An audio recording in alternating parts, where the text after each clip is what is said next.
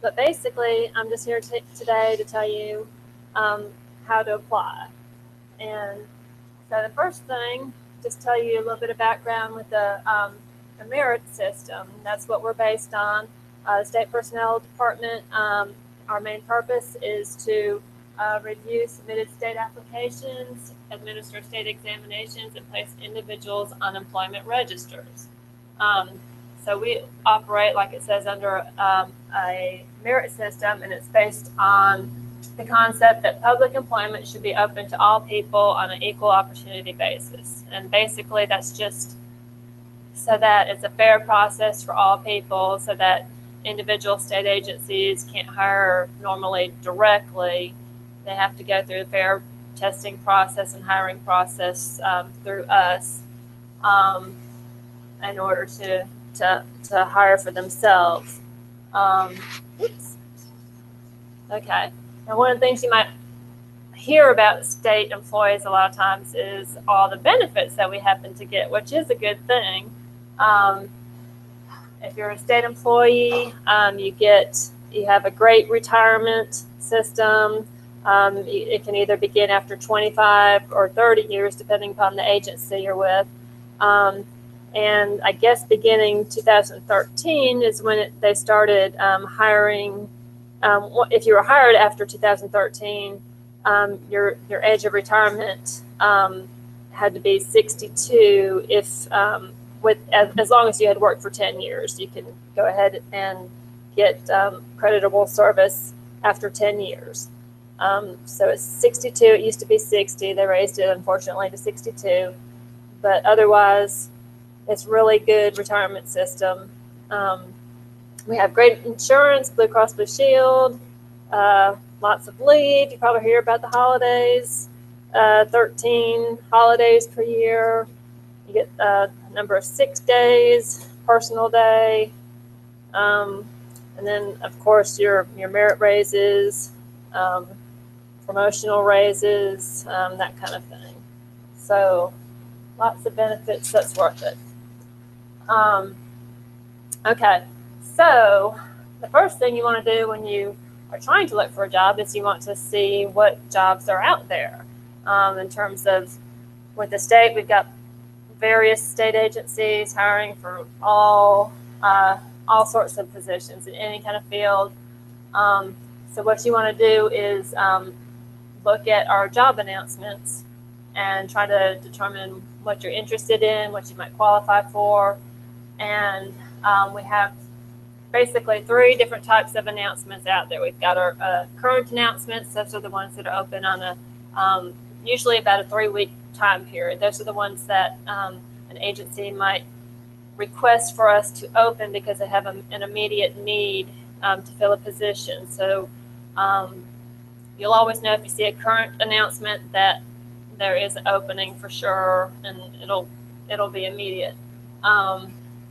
Those, like I said, only open and close back down after 3 weeks, so we won't be taking any more applications until in the future they ask us to open it back up again, which could be years down the road. Continuous announcements, those are the ones that are open continuously for applications. They don't have a close date.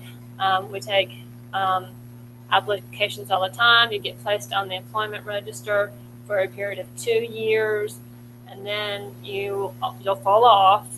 But all you do is just basically have to go through the reapplication process, apply again, and get back on the register. Promotional announcements, those are the ones that are only open to current state employees in a particular position. Like if you have an accountant 1, or maybe say an accountant 2, they might say it's promotional only from the accountant 1 position. So only people who are currently state employees as an accountant 1 could qualify to become the accountant 2. And it'll say on the announcement whether it's promotional only or not. So those are the 3 types of announcements we generally have. Excuse me, my throat is very hoarse today, so let me get some water here. Okay, when you look at the job announcements, basically it tells you all about responsibilities, the salary, if there's a deadline, and that's back to the current announcements having a 3-week time period to get your application in. Continuous announcements. We try to update our employment registers quarterly, so you generally have a 3-month time period in between register updates where we would take your application before you miss out on the next update. So it's just we just take applications all the time. So there really is no particular deadline. You'll eventually get on the register. The announcements also list the minimum requirements for eligibility, the type of exam that would be used to evaluate applicants, and how to apply by submitting your application. So in order to be considered for the job, you have to meet the MQs, the minimum qualifications that are stated on the job announcement. If you don't specifically meet those qualifications, then you will be notified as such. You'll get a reject card basically telling you why, whether it's because your education or experience didn't match up to what was stated on the announcement. So you need to be pretty sure how it's stated that you do meet those actual qualifications, because there really is no leeway, like, oh, maybe if I explain how motivated I am and that kind of thing. That's great, and that'll look good to an employer, but you have to first meet the basic minimum qualifications first that's on the announcement. So and this is just an example of a current announcement. It's sort of not quite very clear, sort of a little bit blurry here, but it's just to give you the overall view of what they look like. Right above the job title, like Natural Resources Planner, it says current announcement. So that's what they look like. And also with those, they do have an application deadline. That's where the final date is for you to submit an application. And that lists everything that I mentioned about how to apply, the information, the minimum requirements, and so on. Continuous announcement, that one above the retirement counselor title says continuous announcements. The only difference, I guess, is this little box. You'll always know the box represents our continuous announcement. And that's, I guess, the main difference, and there's no closing date on those. Okay, so now you want to know how to search for a job. What you do is, like I said, look at the announcements themselves on our website. You can look at our career guide as another source, or employment guide. Employment guide are those little, you might have seen these little job booklets that we used to hand out. We don't print them out so much anymore because we have them on our website. They're helpful, but they're not quite as comprehensive as what we have, totally as all our job listings on our website. So a little job booklet is handy to look at. It might have some jobs that are not currently open in that booklet, so it's not the most recent listings or up to date as what you'd find elsewhere. But we'll go more into some of this as we go. Okay, for this next one, this is basically showing you what our website looks like. It's at www.personnel.alabama.gov. When you get to our main page, it'll start off with this main tab. Then if you click on the employment tab, this is where you'll find the job announcements. So you click on that center icon there, and that's where you click on to see all the job listings. So on the next page, after you click on it, it'll bring up this page, which shows current announcements and the continuous announcements. There'll be a little, I guess, binocular icon next to each one. If you click on that, it'll pull open all the job listings. Those are your current These are some continuous ones. The next one, that's a little bit bigger view of some of the continuous announcements. Each one of those, it'll have like headers where you can sort it by job title or classification code, that kind of thing. Out to the side is where you can actually print out the announcement. Some of them have where it says, you might not be able to see it from there, but it says view guide. That's where, if it happens to be a written test, that's where you can actually print out like a how to prepare guide. And that'll give you some like sample test questions and tell you what kind of things you'll be tested on for a written test. So not all state jobs are written tests, just obviously the ones that have a how to prepare guide, you'll know automatically that that's a written test. But each announcement should tell you the type of test it will be for each job classification. Go it again, sorry. Mm-hmm.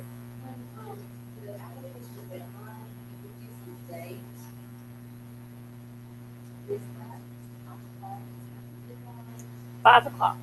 Yep, 5 o'clock. But the close of business, which would be, at least for our area, be 5 Central, and that includes, I guess, things that are faxed in as well. You know, it's timestamps it when it comes in, that kind of thing. Yeah. Mm-hmm.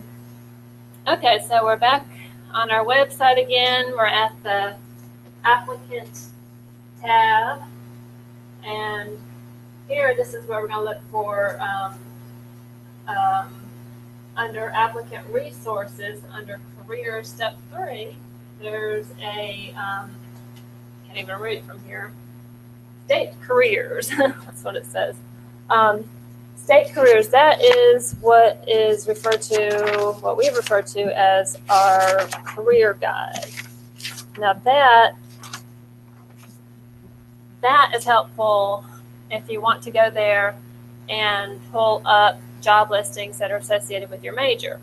So if you look on the next page, basically, well, the next page actually just gives you instructions on how to use it and what's available. Following page, let's see, following page here, that's what happens after you click on that state guide thing. It brings up some listings, like classified positions requiring a bachelor's degree. If you click on that hyperlink, it'll bring up all the majors below. Degree in any major, if you click on that, it'll bring up all job classifications that a person with just a degree, period, would qualify for without any kind of experience. And likewise, if there's a degree in any major, then the next one is like accounting. It'll refer you to the announcements for all the accounting positions and so on. Plus, and it'll break it down into, let's say, master's degree, 2 years of education, I think maybe 2 years of experience. You know, it'll just help narrow down some choices for you based on your background. So that's helpful in narrowing down your choices. Okay, so once you've done that, once you find some jobs that you might be interested in applying for, then the next thing you have to do is complete an application and submit the form. And you can find an actual application form on our website under the applicant tab again, step 1, state application. And this is an example of what our state application looks like. Each time you complete an application, you have to submit a separate application for each job classification that you're applying for. And up at the top, it'll ask you for the job title of the exam. That's the name of, you know, like accountant 2. You'd list out the job title that you're applying for. And also, if you happen to know the class code, which should be listed on the announcement as well. Sometimes they'll have a specific option listed on the announcement along with the title, and you should specify the option on there as well. You fill it out, all your background information like normal. There's just the next page. And on the back of the application, that is where you can specify your availability. And that helps with if you only want to work in a certain region of the state, certain county, or if you want to work statewide. You can specify the different areas, and they have a number of where you're willing to work. And that helps when you're placed on the register, and then certain agencies want to hire for a specific area, they can specify, well, we want to hire somebody in Northwest Alabama. So anybody who put on their application that they're willing to work there would be on the list that was given to them to hire from. So that way, if you don't want to even work there, you won't be bothered. They won't be contacting you because you didn't say you were available. So if you want to be available for any kind of job, I think 95 stands for statewide. You just put 95, and that way you wouldn't miss anything, any opportunities. So that is up to you, but you get that opportunity on the application itself to specify that. Also on the back of here, it has information where if you actually happen to be taking a written test as as part of the process, there's we have different test centers located all in the state, and you can specify, you have 3 choices of your preferences of which city you want to test in. We try to give you obviously your first choice, and if that doesn't happen to work out, we'll get the second and third choice. So that's something else on there to look at.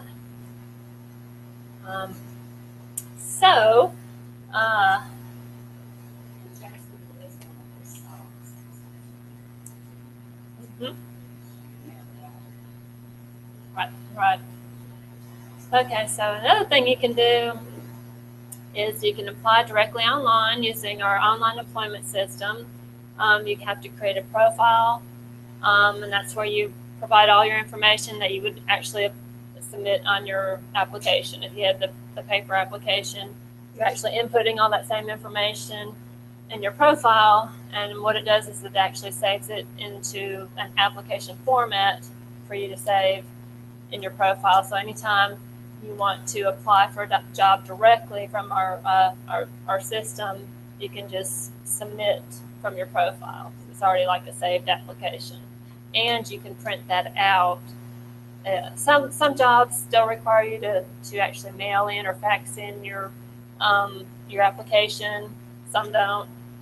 No, it's not 100% online yet, but for those that you have to mail in, you can just print those out from your profile. It's already in the application form. So another thing is on here, note, a completed profile does not mean you have submitted an application. Some people call in and say, but I completed my profile. I've got, I've put in my application, but unless you chose a specific job to apply for and you submitted it, it's still just an application on your profile. We don't see your application on your profile. The only time we actually see it and are able to review it is when you print it.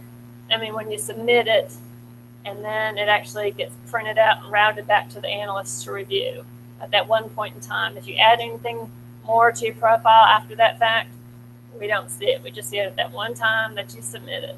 So, so that's another note. And then later on, also from your profile, that gives you the opportunity. You have to have a profile in order to check your register standings, your rank on the register. So having a profile also gives you the ability to check that. So that's another plus. Okay, this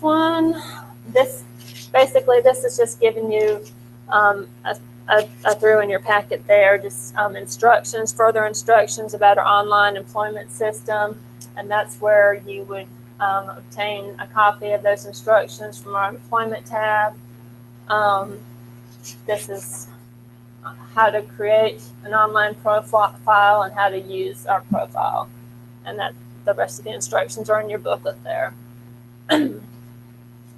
Okay, so for those jobs that you are not able to apply online for, those are the ones where you can print out the application, like I said, from your profile. You can download the blank one that I showed you earlier from our website to complete, or if you want one that's already printed out for you, you can actually come to State Personnel if you happen to be in Montgomery, or at your local state employment service. They have copies of our applications. And like I said, or maybe I don't know if I said that or not, but you can, what some people do is they just have a generic application that they've already written up, and then they just make photocopies of it and then write the job titles separately on each one and then submit them that way. Just saves you the time of completing a whole separate application for each one. So we do take photocopies of completed applications, and then, like you said, we can mail them in, fax them in, take them in to us in person. And then, obviously what happens after you apply. Once you submit your application to us, we review it to make sure you have the minimum qualifications. Like I said, if you don't, then you'll be notified that you've been accepted.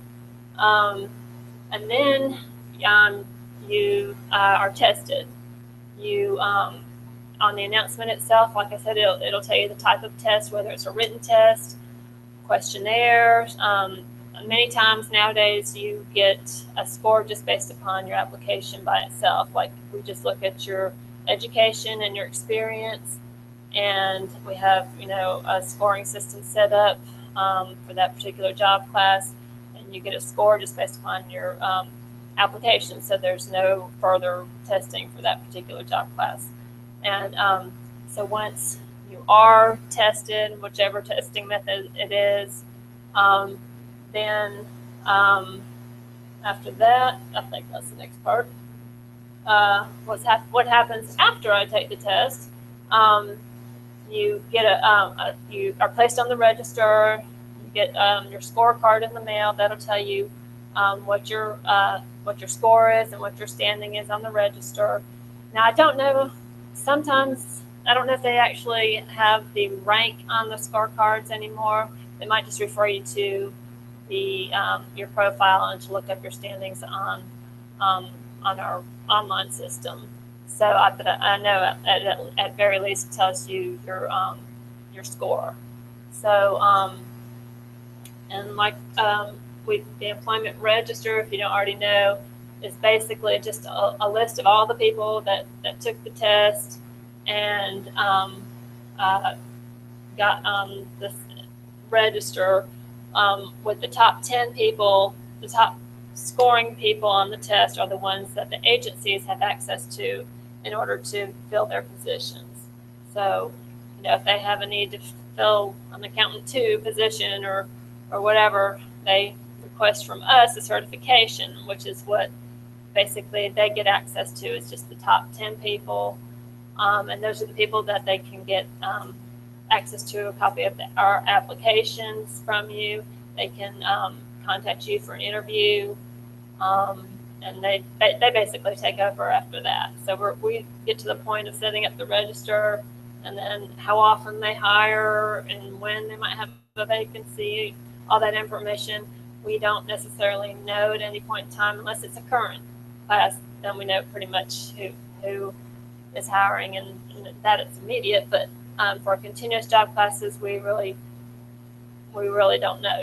Most likely you'd have to call the agency directly if you want to get any kind of idea of when they might be hiring. So that is basically it. If you want to find out more information, obviously all this information and more is on our website, and we do have a Facebook page which we're trying to get better about in terms of actually utilizing it and putting more information out there. But so far, do you have any questions? Yes. Our office gets the business hours for payroll. Uh-huh. And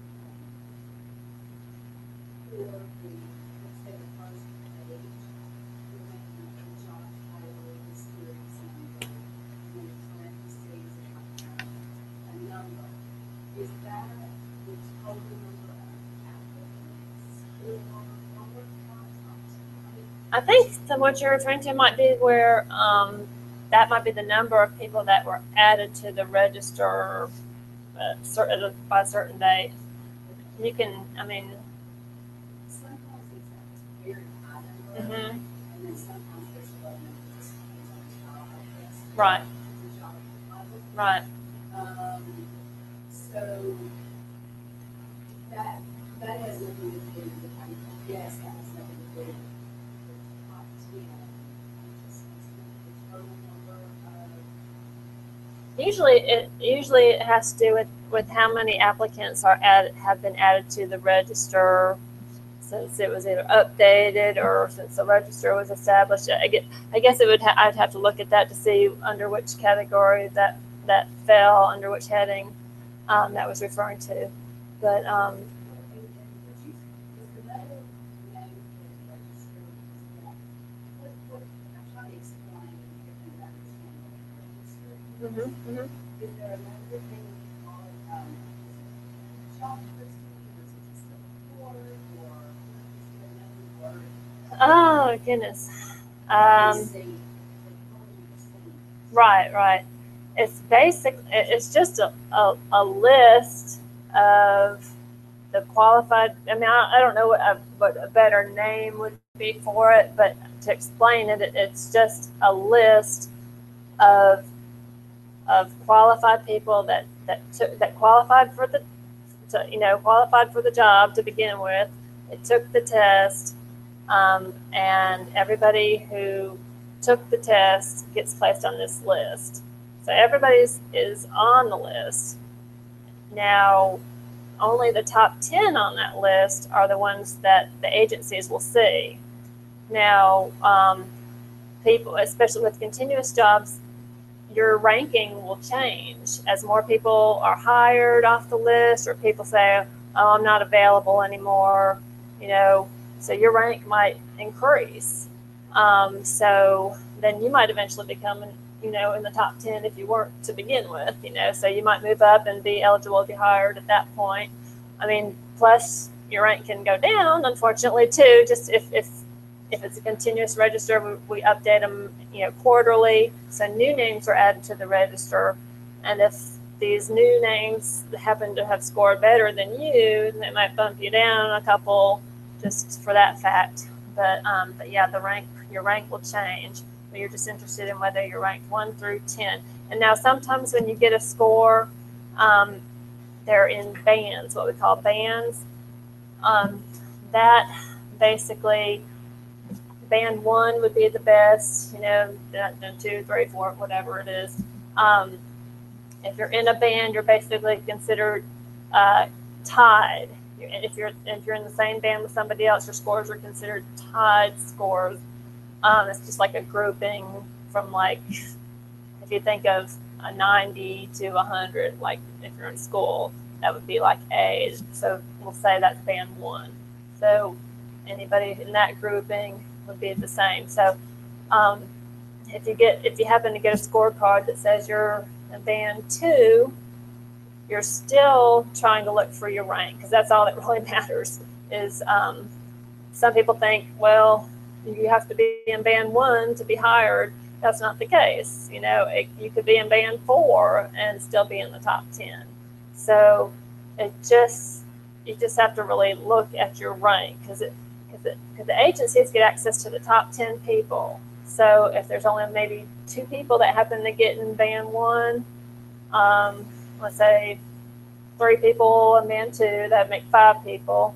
So that means they have 5 people left to get, and there could be 15 people in band three. But because everybody in a band is considered equivalent, they would get the 2 people in band one, the 3 people in band two, and then all 15 of the people in band three. So if you're somebody that's in band three and you're thinking, oh, I've got all these people ahead of me and I'm in band three, that's not good, you would still be considered in the top 10. And it's a little confusing. Our website does have some information on banding, I think under frequently asked questions.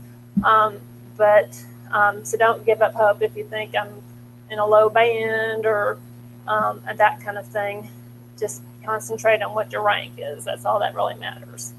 Um, So I don't know if that helped answer anything. It does. And Okay. the workshop is held because as you can see, that is more process than our students. And this is much Okay. Okay, good. No problem. Is there any other questions you guys might have? Yeah.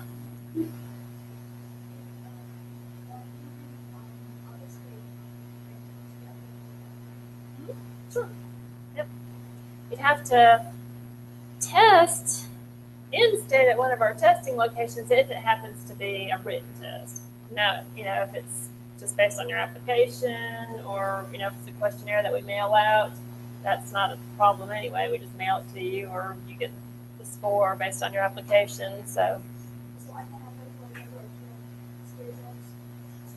now you're asking if you're from out of state to apply for Alabama.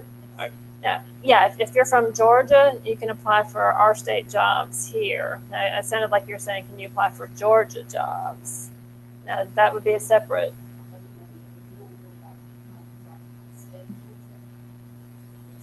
Yeah, that wouldn't be the same as us. Now, they have their own process. That's their own system. But yeah, but if you are from another state and you want to work for us, there's no problem with that. Just apply. But as far as Georgia, you would have to contact them. It would be separate. Yeah.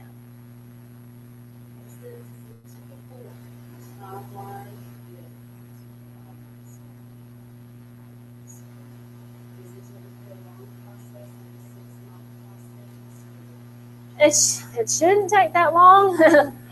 Generally, we try to set up registers or update registers quarterly. So generally every 3 months on average.